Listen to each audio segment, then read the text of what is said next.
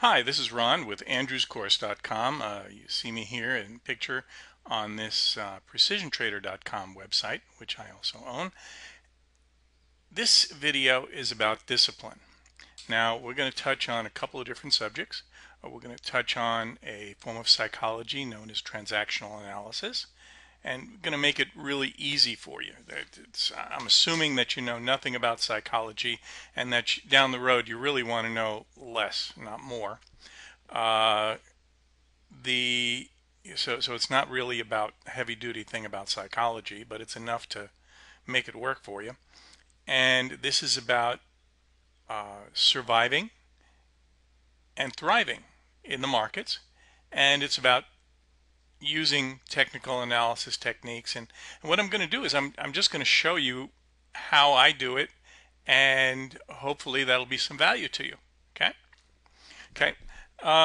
Let's first of all let's look at transactional analysis. This was stuff I learned way back when, right as I was getting my first graduate degree, and I can tell you from personal experience, it's a great technique if you want to go crazy.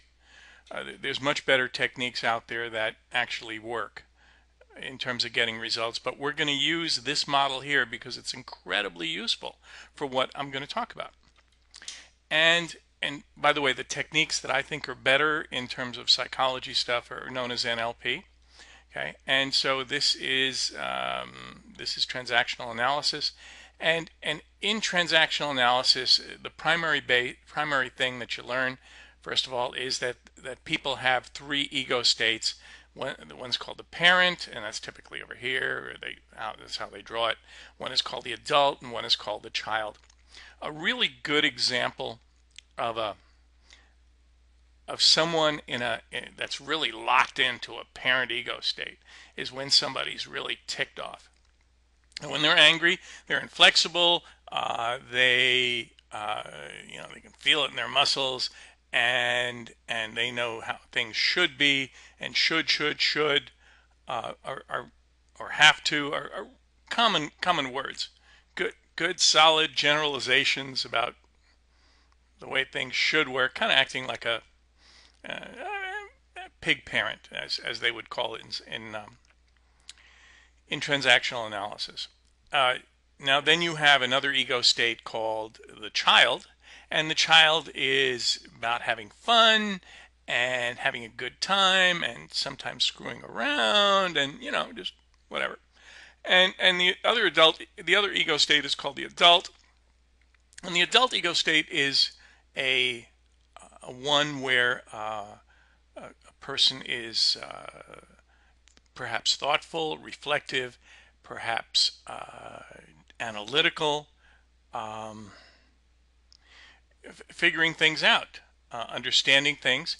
So an example of somebody who's in an adult ego state, you ask somebody a question and they'll say, from my point of view, blah, blah, blah, blah, blah, it's this and this and this, or they'll say, I think. And the reason that is considered an adult ego state is because at that point in time, when they say, I think, or from my point of view, they're effectively acknowledging that there are probably other points of view, and this is the way they see it, not necessarily the way it should be. Okay? Or might be really cool stuff like the child might. Okay? So we're going to look at it from that point of view. Okay. Now, when it comes to discipline, one of the things is that there's the good old reward and punishment stuff, and somebody comes up with a trading system, a whole bunch of shoulds, and when the shoulds are true, then they go into this mode of taking action, and so they're either scared, and the child is the scared, and the child in us is the scared or apprehensive and all that kind of stuff. And so there's all these feelings about this. Okay. And so what I'm going to show you is what I think is kind of neat and simple and straightforward. And there's not a whole bunch of shoulds.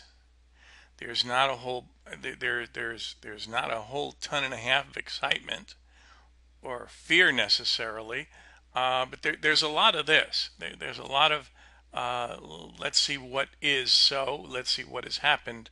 Let's see what I know to be true at this point in time. Okay. So and this is useful because what happens is if you do an analysis on the market, like here, let's take an example. What the heck? Let's look at something. Okay. Back when the market was up here, I did a video, and I did this video simply titled "Market." And I said, well, basis Andrews, I'm going to take a pretty good guess as to where things are going. And I drew some lines, and I said, well, we're probably, this is poorly drawn, but it'll do. I said, well, we'll probably go somewhere around here. Okay, and I was looking for something down here. As a matter of fact, this is the line, one of the lines that I originally drew as a target area line. So it would go down here or go down here, somewhere around there. Okay, so this line here was my target, this upwardly slanted line. So, okay, so looking at that. And then what happened is the market went down, and oh man, got to feel right, and then went up and said whoops, came down again, and got to feel right again, and then went up again, and then boom, went down. Okay, as we can see, this is where we are right now as I speak. And so I want to give you and I know that many of you have come up with situations like this, and I hope this gives you some idea as to some alternatives that you have in terms of how to handle this kind of stuff. So what happened when it came over here, I did another video, and I think I made it market and then a date afterwards, and once again forecasting that down here was the place where things were going to go, about a 10% drop from here up here, maybe a little more. So that was a target. That's not a have to. That's a might be. Okay. So so notice. So one of the things that I'm real careful about is about targets. Unless I have a system that is very absolute and has been tested for that things absolutely have to do a certain thing, then I'm not going to use the shoulds and targets. I'm going to be a bit more flexible. The name of the game is to be flexible. I'll show you how I'm flexible and still having discipline. Okay. So if you guys recall, I drew some, I put some charts out, and I just send them out, and effectively at these different points I had a bunch of indicators. As I recall, up here I had I had prices returning to a median line after a very strong zoom down. As I recall, we went up here to an intersection of an ML and an old H. I might even be able to draw that from you. Okay, this is to give you an idea as to what some of the stuff that was on the charts. So here's the H, and so here's the ML. And anyway, as a result of, and I think over here I even had an ORE intraday. So OREs intraday are kind of cool because an ORE intraday is a reaction line effectively. Good old Roger Babson's action reaction, what Andrews called his most wonderful and whatever. And so with ORE reaction lines, what's kind of neat is that they can give you an exacto point when it's on an intraday basis, so you wind up risking less. And so what I had was I had a variety of criteria on a daily basis that typically occur at a reversal, and then I had a variety of criteria on an intraday basis that typically occur at a reversal. So what I effectively do is I have a checklist, and when I get right kind of number on my checklist of things, I give it 3 A's or 2 A's or 1 A or whatever. Down here, if you recall, we picked this bottom like beautifully. Peter first posted a chart on the ORE, and then I drew it, and I said, well, no, I think it's a little different. And I came up with a little bit of a different value, but then that's because he uses a different data set than I do. And I said, well, yeah, we do have an ORE reversal here. Okay, but I don't like, so I label this B or C on some chart, and the thing is that when I have an ORE reversal by itself, when the market's dropping like this, am I going to go long against this? I don't think so. That's the kid part of me going, hey, that's scary, guys. So what I did instead was I got out of the short position that I had up here. Okay. So anyway, but that's, and I had an ORE reversal up here on an intraday basis. I had several different things at the same time coming in there. So I was able to use the adult ego state, giving me doing an analysis, boom, boom, boom, boom, pop. Okay. So when I have stuff that matches my list of number or whatever of things that are good for reversal, then it's easier to take the trade. Okay. So, and then after I take a trade, I may not have, like here I have 3A's, for example, another signal that gave me 3A's. God, this was driving me crazy in here. But the percentages on the moves were awesome. We're talking 10% swings here. Woo! Anyway, so prices came down here, and all of a sudden I have all these signals here that are telling me, hey, this is a reversal point. Okay, now some of them I can see ahead of time that this may be a potential for example, having this much data, I can draw the lines that will come out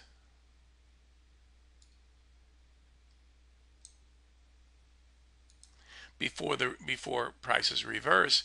But one thing Andrews taught you, he said, let the market show you that it's agreeing with the course methods. Okay, so we had that, and down here I don't remember what we had. We had something else, and down here we had something else, and over here we had a shakeout, and we had this was just a gift of the gods. We had a shakeout up here. We had what the heck was this? Sandbar SB3. This high was in SB3, just beautiful. And that's one of our intraday things. And if you've been following our stuff for a while, over here we also had an SB3. And these guys don't, a nice SB3 doesn't come along very often. And so when it does, it's like way cool. So anyway, so what happened was as a result of different things being so near this reversal point, all at the same time, I wound up giving it the multiple A's, which tells me that this has good probability as a trade. Now, does it mean it's going to work absolutely all the time? Absolutely friggin' not.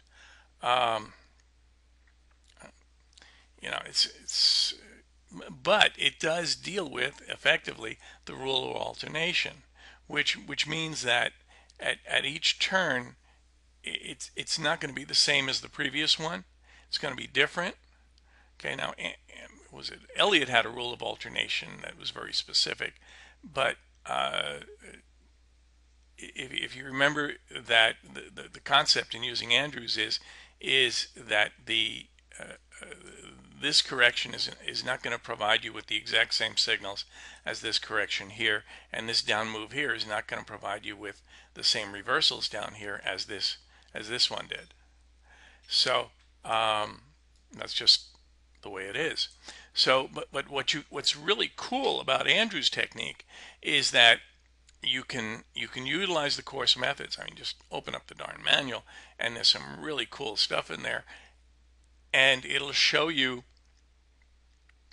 the things that I look for in order to help me understand whether this is a high probability turn or not.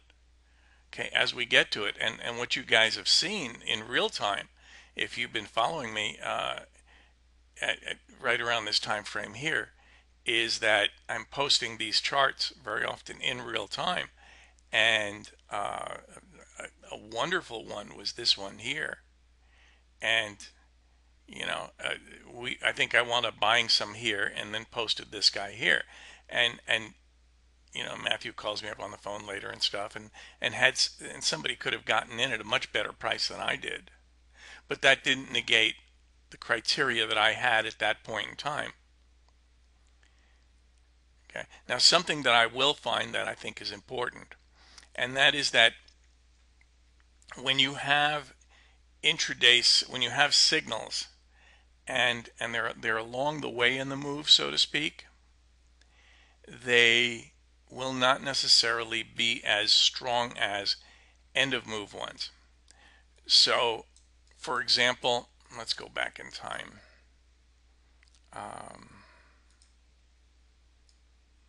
Well, actually, let's use something intraday. That's kind of cool.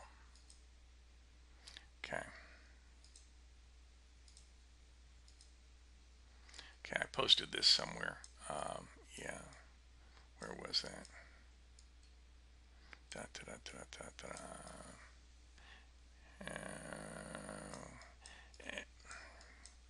Well, to Liebergut. Bottom line is this, is that, yeah, I think it was right around here somewhere. I think here we had an ERO, as I recall. But here we had like a multitude of things telling us this is a good place for reversal. Oh, no, this was it. Yeah, beautiful. So what happened was we had a reversal thing here, and we had a nice AAA or whatever it was. And this guy here I only labeled as a single A. Now, at this point here, you already have a good, strong trend, and all this is a correction. Okay, and we had an ERO, which is really nice for catching the end of a move. And so we had an ERO in here, and we had some other stuff coming in. And so as a result, this gave it a nice little buy signal. But even though this was only what I labeled as 1A, and this guy was here was 2 or 3A down here,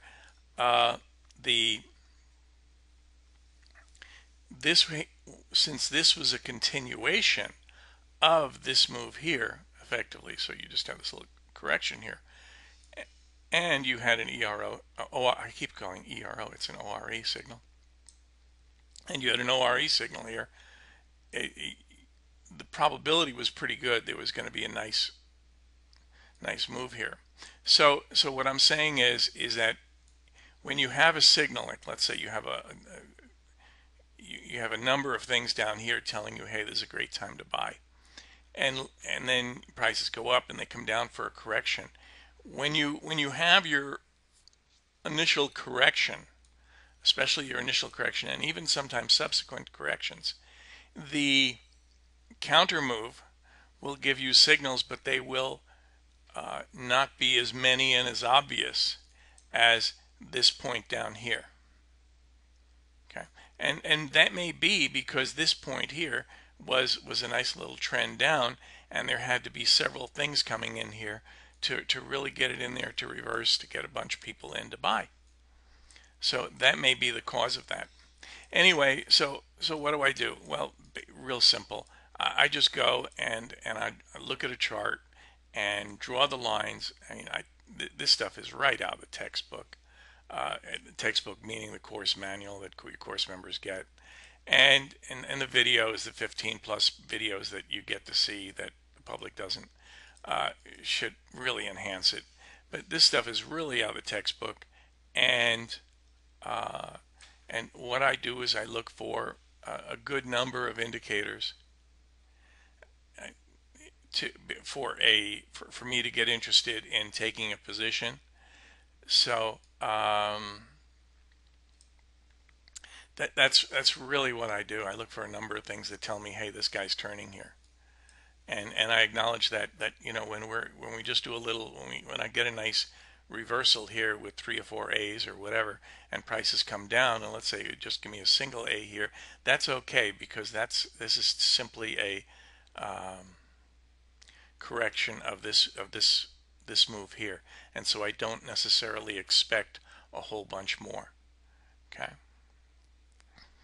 and that's what I'm looking at. And one of the things that Andrew said was that one of the ways of using the course methods is by staying long or short until you get a reversal.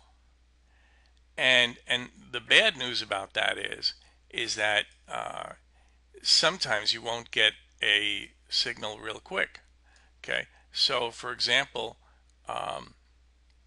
as many of you know, I was looking at this line, at this up here, as a and telling the group that, hey, we had a certain kind of course line that came in here, and we had an SP3 and stuff like that, and then prices went down and came up and made the exact same value for a high up here. Okay, and this here was telling me that, hey, the probability, I had a whole bunch of A's up here, so that means that I had several course methods that I used in order to determine that this was probably going to be a turn to the downside, and lo and behold, it was. And the market's agreeing with me, and with the course methods anyway. So that's how it's done. That's how I do it.